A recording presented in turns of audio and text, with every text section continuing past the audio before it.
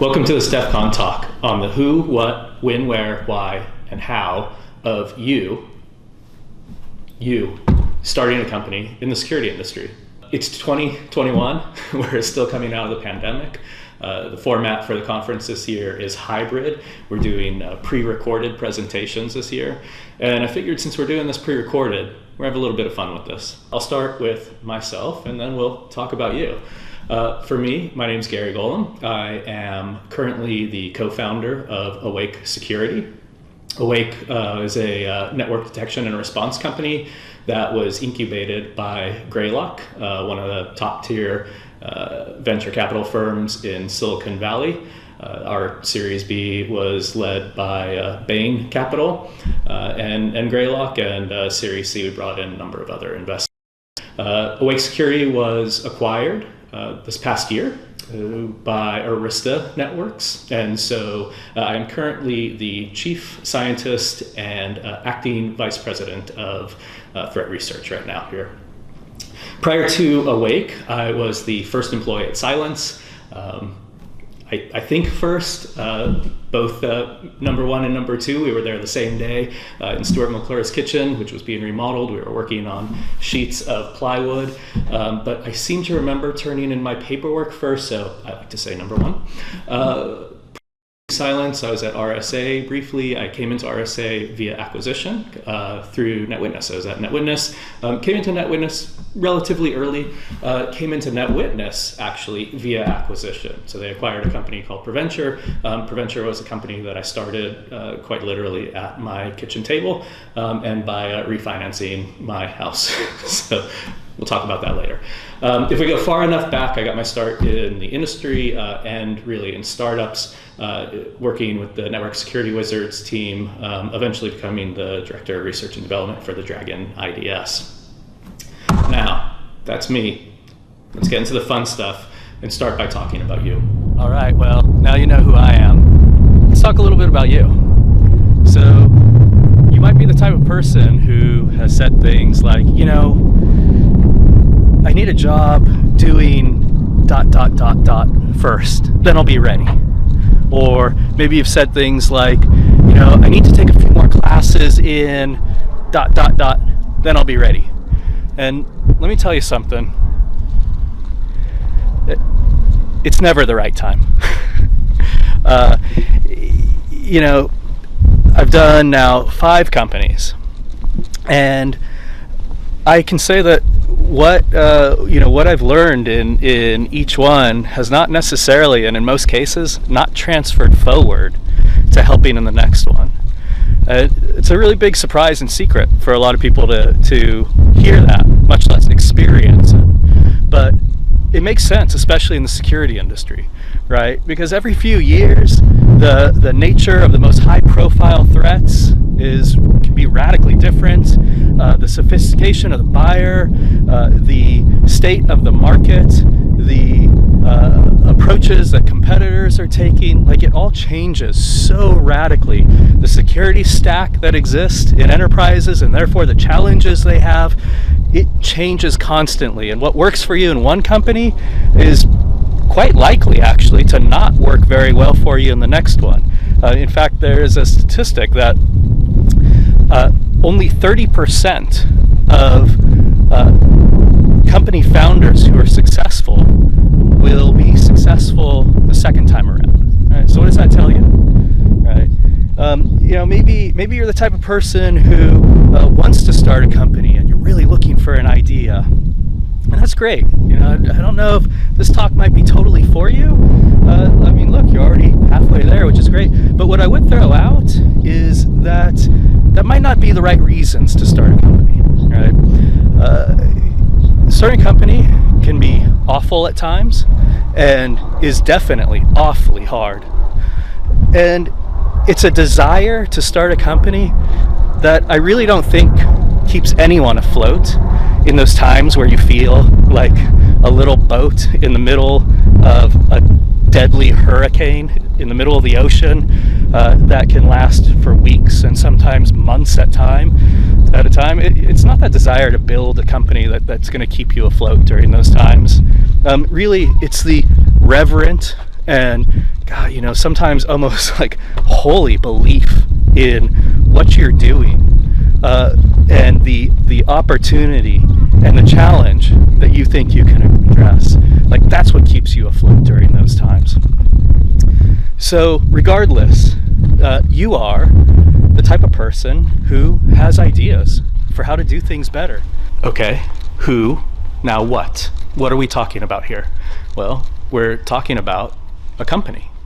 Now, the legal definition of a company is an entity that is recognized by legislation to have certain rights that usually, just individuals have, like owning property or making and taking loans and things like that. That's not what we're talking about here. As a founder, this is critical. This is one of the most important things for you to internalize, and that is, what is a company?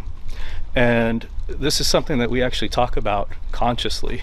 This is not just some airy-fairy stuff here, and that is, a company is a group of brilliant, flawed, interesting, complex people who get together day after day and work towards the same goal.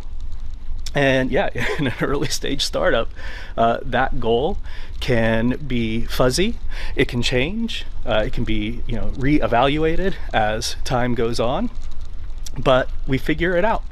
Even though we're all from different backgrounds, many times different countries, we have different beliefs, even different generations working together, we come together day after day and we figure it out together.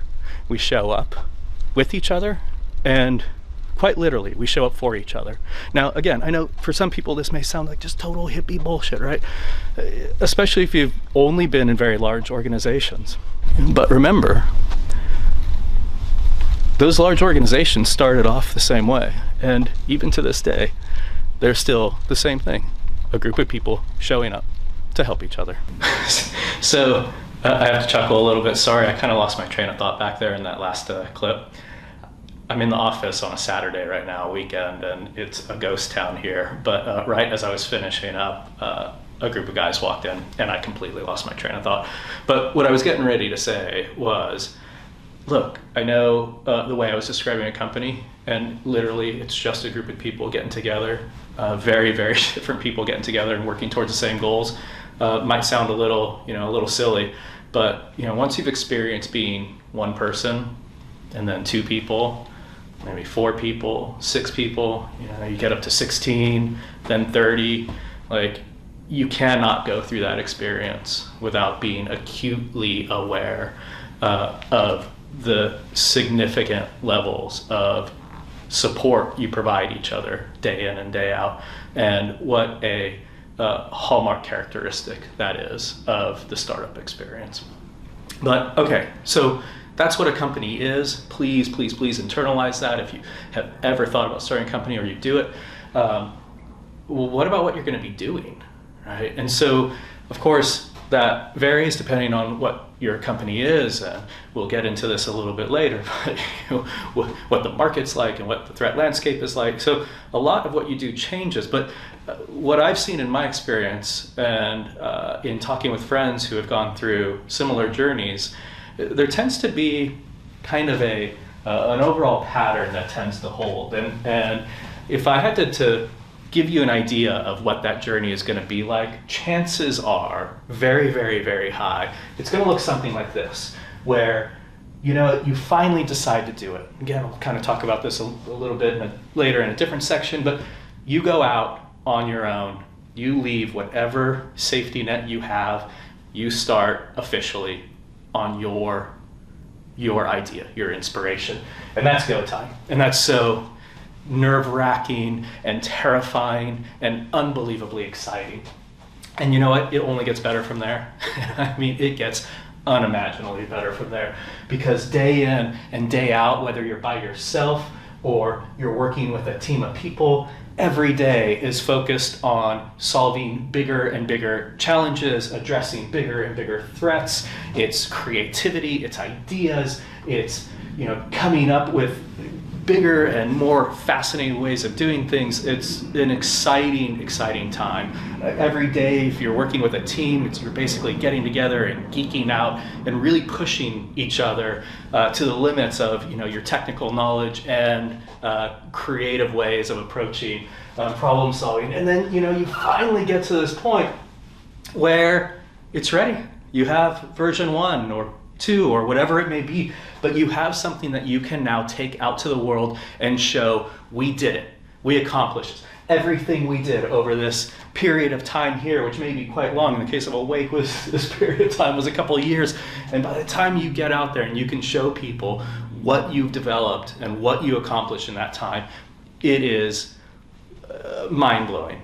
But not mind-blowing from being able to get out there, but to see the reactions to what you've created, to hear people giving you the feedback, oh my gosh, this is the most amazing thing I've ever seen. And so you get up here and there's this totally euphoric time where you first introduce your creation to the market. And then almost universally, it goes like this. You start realizing, yeah, people are saying these great things about it. They're not paying for it though. Right? And that goes on, and you start to realize over time that you got a lot right about the way you thought about addressing the particular set of challenges or threats. You made a lot of really good guesses in this period of time that you were developing the solution, but maybe your approach to go to market was not as good as you initially thought it was. And as time goes on, sometimes there's that certain sense of, ooh, I didn't think that this phase would last this long. And this uncomfortable phase typically becomes a force function. And I've seen this again and again and again, where it's time to make some big decisions. This is where you get to the point where you got to make a lot of decisions that have been put off, for some cases years prior. And, you really get to experience being that company founder, that there's no one else to hand that off to. It's not just your responsibility, it's your opportunity to step in and be that same leader that you've seen the leaders who've come before you in your career. And the vast majority of the time, I think people, do get through this. And there's usually this experience of, oh, that was what we needed to do for people to start paying for it? And they do. And then we get into this phase that can vary widely in here, but one of the common features of this phase is you did it. You get out there and you ultimately start taking revenue away from those other companies who are in your space and not doing it as well as you. And that's when you get labeled a threat. And now you have a whole different set of challenges to address besides just the threat landscape. But when that happens, that's when they truly validate that all the work you did up to this point, you were right. You do have a better solution. When should you do this? Right? We kind of talked about that a little bit in one of the previous discussions, right? That in certain regards, it's never the right time. But what about right now?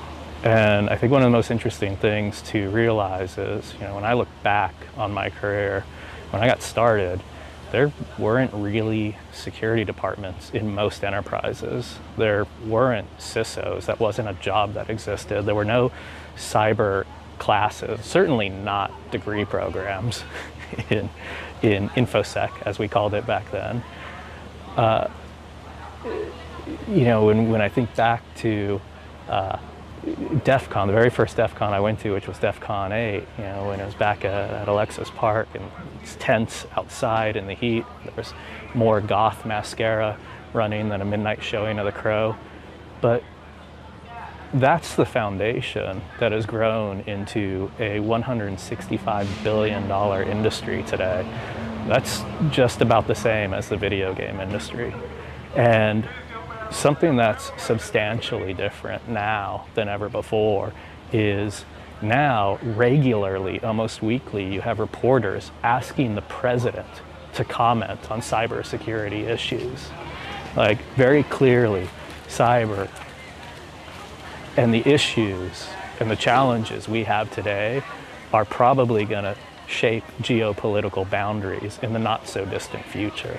So right now is the time. Right now, and I think over the next decade, giants of companies are going to be made. The stakes have never been higher than this. The threat has never been more sophisticated and well-funded. And so we need creative and motivated entrepreneurs to, again, like we said earlier, don't just have these ideas and bury them, but breathe life into them, because they're needed now more than they've ever been. All right, we're getting there. Who, what, when, where? Where should you do this? Should you move to Silicon Valley if you don't live here? Well, I mean, there are definitely pros and cons. If you live in a major technology hub like Silicon Valley, and there are a few others, actually all around the world, there are advantages in that you have access not just to capital, but there's an enormous concentration of entrepreneurs and mentors, really, people with experience who can help you along your way in a variety of ways. However, what I tend to find in these very concentrated technology hubs is what is not here is customers. And so when I started PreVenture, the first company I founded, and as mentioned, took out that mortgage on the house, and we'll talk about this a little bit more in a moment. But when I started PreVenture, that was in the Baltimore, D.C. area. And so in the Baltimore, D.C. region, you have 50 of the Fortune 1000 companies, and you have thousands of other companies that are looking for better solutions. But what you don't have in these other regions are 5,000 to 10,000 startups like you do here in Silicon Valley, knocking down the door of every company close by. So if you start a company here in Silicon Valley, for you to develop relationships with customers and partners to help grow your business, to help validate the solution you're building, you're pretty much guaranteed to be hopping on a plane to do that.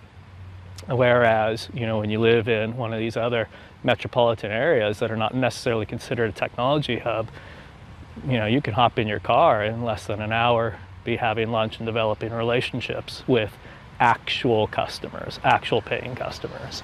And so, what would I recommend? I'm pretty evenly split here. There's pros and cons to both. And I think doing PreVenture, in a non-concentrated tech hub had a lot of advantages over doing a company here in Silicon Valley.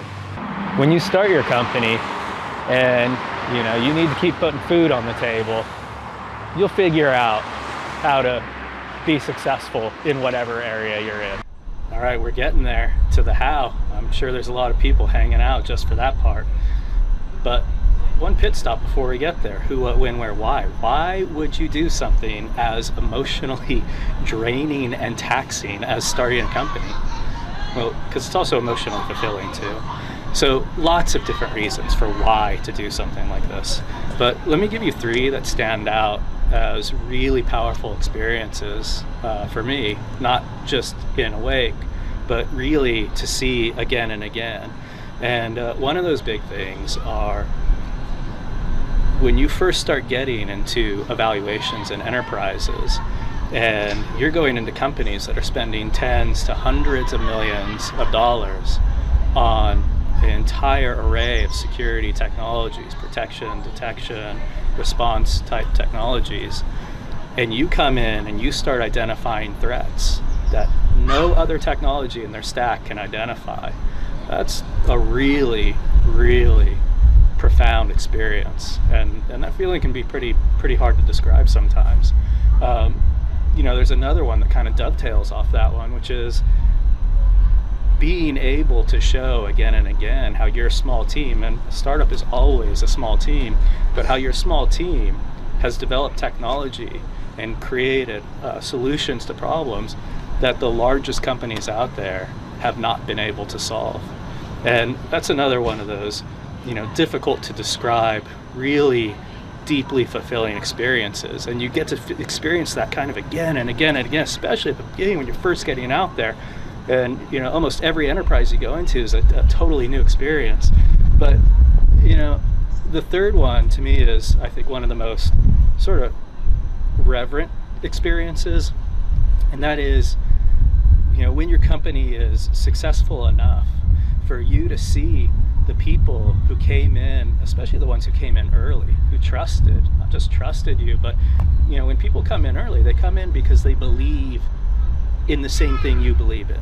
You convey a vision and they agree with you and want to come into a very high risk situation and bring that to fruition.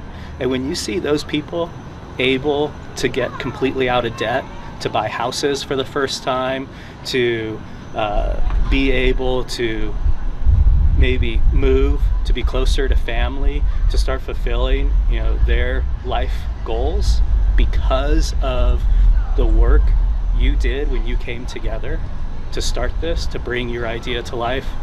Now that's where you start getting to the experiences that really defy words, but make every bit of the sweat and tears that come up to that point not only worth it, they're almost forgettable. So I'm sure you could find your own reasons. I'm sure you have a lot of your own reasons, but just know that if you've never done it before on the path, you will find more and more and more reasons that make it so unbelievably worth it. Okay, so you might be thinking, all right, I've had ideas, like I've thought about this, and yeah, a lot of what you said is, well, kind of common sense, and hopefully there were some insights in there, but you may be thinking, yeah, this is something you can do, and I agree with that. It is something you can do, but there's still the big question of how. How do I do it successfully? And look, don't let me oversell this either, right? They say about 150,000 people graduate with graduate and advanced degrees in business-related fields, yet companies have a 90% failure rate, right? So what's that tell you? There isn't an answer to how do we do this. But first of all, I don't think that 90% statistic applies to the cybersecurity space. And secondly, it also is not as daunting as it may sound or seem. And so let me share some, I think, really kind of intimate insights into how Preventure, the first company I started, was actually started. So I was a forensic investigator, not a manager, not a director. I had pretty much zero executive experience whatsoever up to this point in my career. I was an investigator, and I was just pretty decent at what I did. And I worked for an enterprise, and we had a project where we needed to audit all the in the organization, and we were trying to accomplish two things at once. We were trying to identify where all the sensitive data and PII was throughout the entire organization, and we wanted to kind of do a proactive IR, or incident response, if you will. We wanted to kind of proactively assess all these systems we were looking at simultaneously. So of course, at scale, there was like 30, if I remember right, close to 30,000 systems there, and we needed a lot of automation to accomplish that. So we went out and we brought in all these different vendors to see who could solve this problem best for us. And what we found was none of them could. And so I started working on something to solve that problem for us. And it was basically, really a bunch of scripts that we developed that audited systems, harvested a bunch of information, pulled it back, and we analyzed it centrally. So once we accomplished this and we finished that audit project, we started sharing the results of that work with our peer organizations, enterprises in the same space as us. And some of our peer organizations asked if they could use the system we had put together, and of course we shared it. And then I started getting more requests, people asking for actual support and development, and kind of a roadmap on this thing. And the CIO for the organization I was working for actually encouraged me. He kept pointing out, look, Gary, there's an interest in this. Why don't you go do this full time? And so after some prodding for a little while, that's what happened. I took the absolutely terrifying step of leaving a paycheck behind. I took a mortgage on the house, and that was the money that I was going to use to survive and hopefully bring in some help. And I had plans to. We were going to be making sales within a year. It was going to be fine. And so, I'm going into this no executive experience whatsoever. In fact, there's an enormous amount of redevelopment we had to do. Like, I mentioned this thing was basically, a bunch of scripts in its first incarnation, but we needed to develop this to be, enterprise ready and enterprise scale. And I had actually never even been a developer before, or even taken classes on it. So I learned pretty much to develop that system. In many ways, I learned while we were developing that system. I was very fortunate enough to have met somebody earlier in my career who joined me as a co-founder, a very talented engineer who also was a very talented teacher. So he spent a lot of time, teaching me to become a better developer simultaneously. And we went out and we did this. So what's interesting about that story is, first of all, not only that we did it, but it worked, right? Like I mentioned earlier about doing this in the Baltimore, D.C. region. Ultimately, before NetWitness acquired us, our largest deployment base was a network of about 40,000 systems. We had over 40,000 endpoints that we were distributed across. And largest company, it was a multinational, multi-billion-dollar organization. And it was just us, and it was us that did that, right? And so the interesting thing about that story is Preventure ended up unknowingly following a template that I've seen work very well, not just for Preventure, but every time I've seen this sort of genesis story of companies, it tends to work out pretty well. And what that that template is you may be just an investigator or an analyst or a red teamer, or you are just somebody who's good at what you do, and you can solve problems, and you do solve problems. You identify where there are gaps, and you figure out how to address those.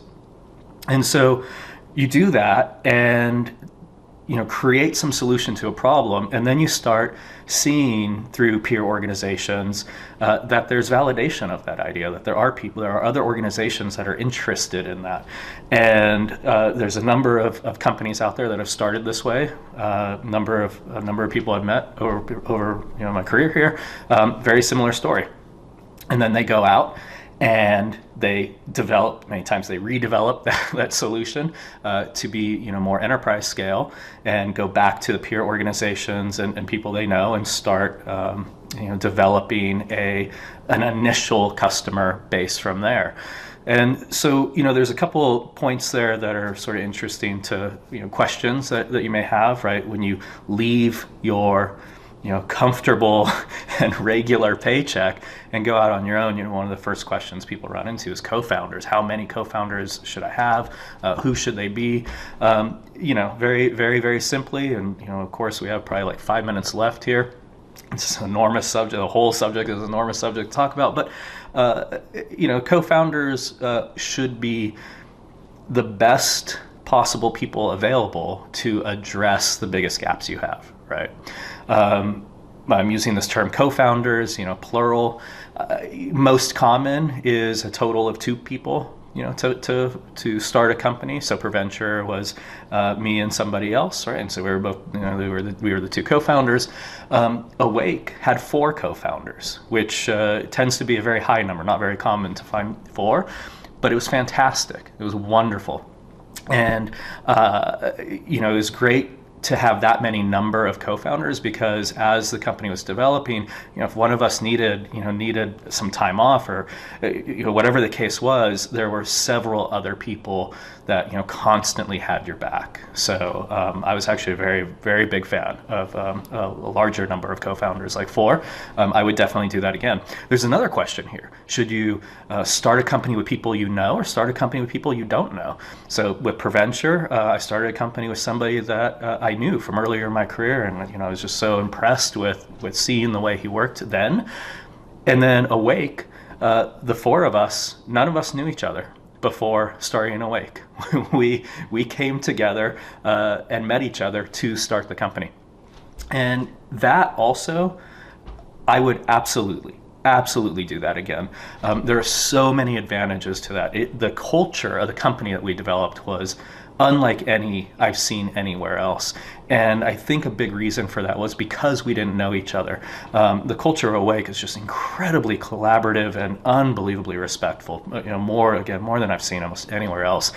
And I think a big part of that was, as the company grew, as we brought more people in, and they came in and saw the dynamics of the co-founders, that spread to the rest of the company. And what that dynamic was we were sitting across the table. Like, I know that the co-founders of, the other co-founders of Awake are, the most brilliant people in their respective fields. And so whenever we had a disagreement about something, I think our kind of default way of looking at each other was not to sort of push back and fight back like you may be more comfortable to do with somebody you've known for a long time. Instead, our default was to sort of think, oh wow, this person sitting across the table from me is brilliant, and I really respect, and they have a different opinion. And so what is it that they know that I don't know? Let me, before I say too much here, let me really figure out where they're coming from. And that, I think that really just, carried forward and became the kind of core foundation for our company, even to today, 7 years later. Okay, so there's some questions in there about co-founders, and hopefully there's some useful insights there. But you go out, you start the company, kind of getting back to that idea of the template that I've seen work well for people. And again, if you're watching this at DEF CON, chances are you are somebody who has a very probably similar story, and you're probably good at what you do if you're here. And so, starting a company, and then you get out there to peer organizations, and of course you really start leveraging those relationships you've developed over the time that you've been in the industry, right? And then what happens next? So this is where you reach an inflection point, and it's worth talking about investment and investors. Right? We were kind of addressing that a little bit earlier, but let's take a more intimate look at that question. So with Preventure, we grew totally organically, never took investment money, and we never took investment money because of all the horror stories I had heard about friends and other people who had worked with investors, and I never saw it work out well. And in fact, early in Awake's life, I did talk to some investors, and I really got the sense that they were not the type of people I wanted to develop, a very close relationship with, like that would have that much influence over the company. And so I had a very poor kind of opinion about investors. And what I found with Preventure was that we were able to, we did it. We developed a customer base. We were able to, support ourselves, and we were doing it. We did it without investment. Now, here's the interesting thing. What we experienced because of that was not necessarily great either.